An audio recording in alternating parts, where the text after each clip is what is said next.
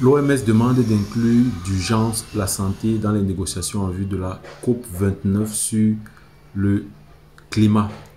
Alors, dans cette vidéo, on va essayer de voir quelles sont les différentes recommandations faites dans l'OMS en vue d'inclure donc la santé comme problématique importante en vue des négociations pour la COP 29 sur le climat. Bienvenue à toi et bienvenue sur cette chaîne Parlons de santé publique où on parle des problématiques de santé publique, on parle de l'actualité sanitaire. Voilà, on donne également des conseils aux étudiants qui préparent leur mémoire. On parle des concepts de santé et on parle de nos expériences en santé publique. Donc, si tu es étudiant ou si tu es professionnel de la santé et que l'une des thématiques que je viens de citer t'intéresse, je t'encourage à t'abonner et à activer la cloche de notification pour ne rien manquer à chaque fois qu'on publie une nouvelle vidéo. Alors, on a cette actualité-là, voilà, de la COP 29. Vous savez, c'est la conférence sur le climat pour essayer d'évaluer les avancées en termes de changement climatique, des mesures mises en place pour mitiger les effets du changement climatique.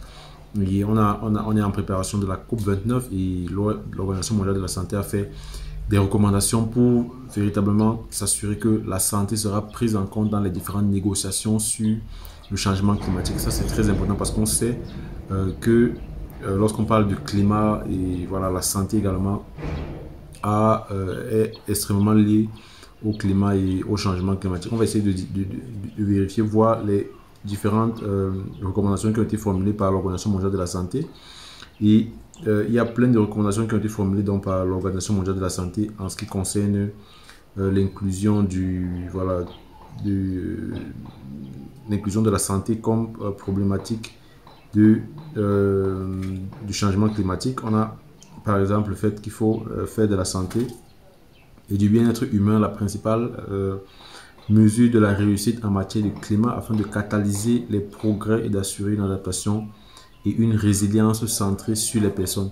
Et ici, on voit bien qu'on veut s'assurer que les mesures qui vont être mises en place pour lutter contre le changement climatique ne vont pas être des mesures qui vont contribuer à affecter sur le plan de la santé les personnes, okay, mais qui vont leur apporter davantage de confort sur leur bien-être, okay, et sur leur santé. Donc, la deuxième, on voit mettre fin aux subventions et à la dépendance aux combustibles fossiles en réalignant les systèmes économiques et financiers pour protéger à la fois la santé des personnes et l'environnement en investissant dans les alternatives propres et durables qui permettent de réduire les maladies liées à la pollution ainsi que les émissions de carbone. Vous savez bien que les combustions, la dépendance de plusieurs pays aux combustibles fossiles, ça expose les personnes, ça expose l'environnement avec les contaminations de l'air et autres. Et voilà, il faudrait absolument mettre fin à ces différentes subventions-là, à la dépendance à ces combustibles fossiles et véritablement s'assurer que voilà, il y aura un système global qui pourra être mis en place pour essayer de stopper ces différentes subventions qui sont généralement faites par des grandes firmes, par des grandes entreprises, par des grandes multinationales. Donc, ça, c'est un aspect également important pour protéger la santé des personnes et protéger l'environnement. La troisième recommandation, obtenir un financement pour la mise en place d'initiatives climat-santé, en particulier dans le but de renforcer les systèmes de santé réactifs et d'appuyer les personnels de santé en créant des systèmes de santé résilients à l'épreuve des changements climatiques en vue de protéger la santé et de sauver des vies.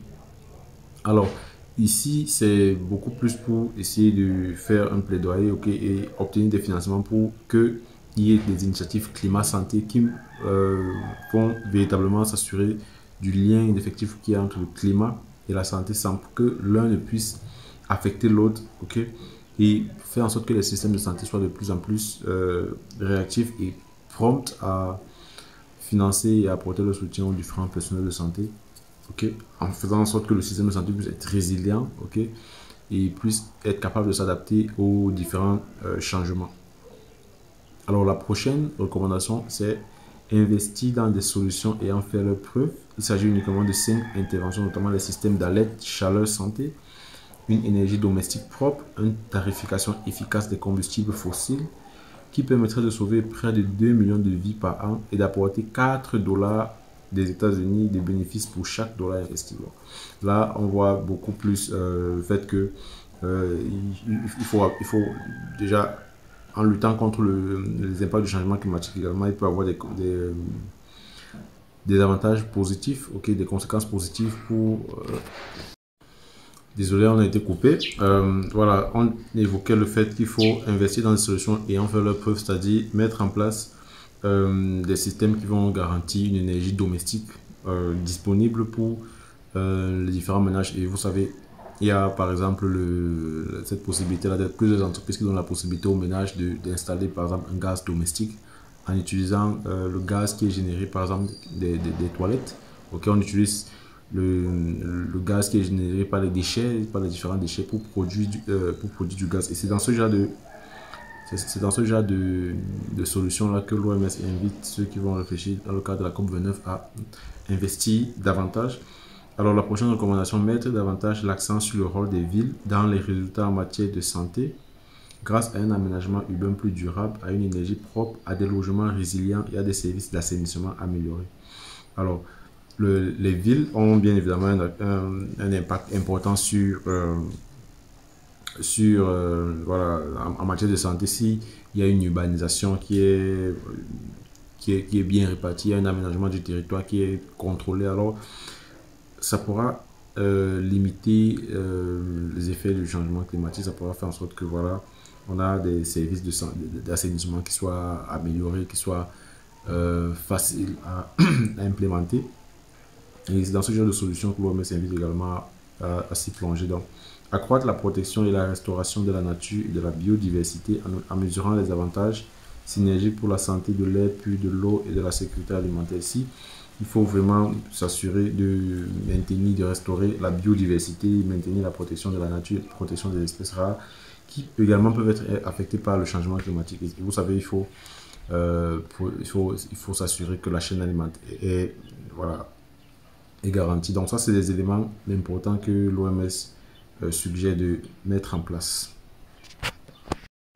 Alors n'hésitez pas à me dire ce que vous en pensez. Est-ce que dans votre pays, il y a des actions de santé qui sont mises en place par votre ministère de la Santé publique pour essayer de limiter les effets du changement climatique sur la santé publique et sur la santé des personnes?